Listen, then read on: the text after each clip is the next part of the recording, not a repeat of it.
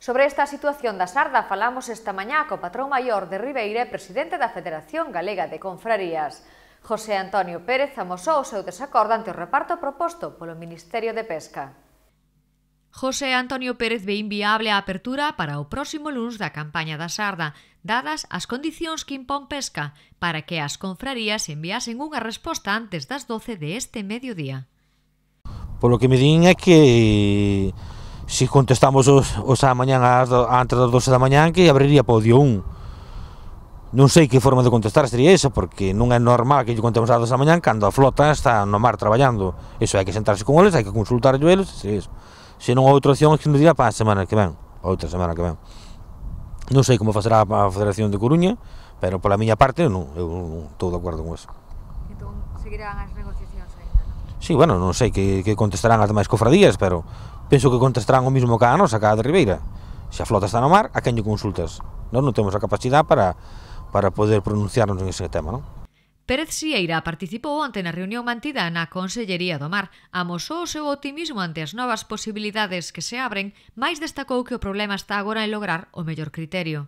Estamos reunidos na Consellería, chamounos a Conselleira para analizarmos a raíz da noticia que sacou a Dirección General de Pesca de Madrid, a Secretaría General de Pesca.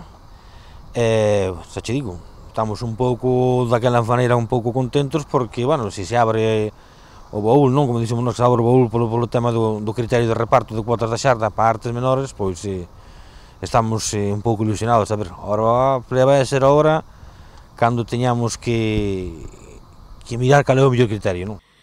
O xefe do Pósito ribeirense afirma que o reparto solicitado polas confrarías e a Federación Galega dun 50% para a pesca dirixida e un 50% para a pesca accidental sería o máis idóneo.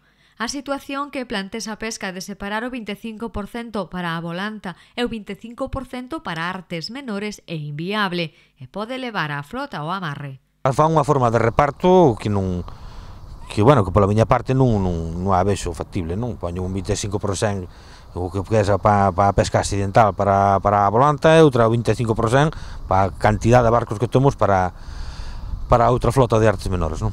E vos que demandabades neste sentido? Nós o que demandamos foi o que acordou a Asamblea, que era os 50-50. O 50% que era para a pesca dirigida e o 50% que era para a pesca accidental. Iso foi o que se acordou ali.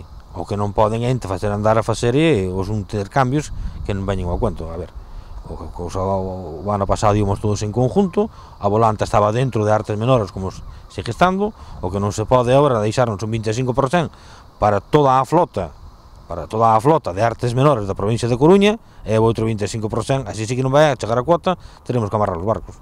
O patrón maior de Ribeira afirma que dende o Ministerio se están a facer mal as xestións con respecto á Sarda e isto está a retrasar a apertura da campaña.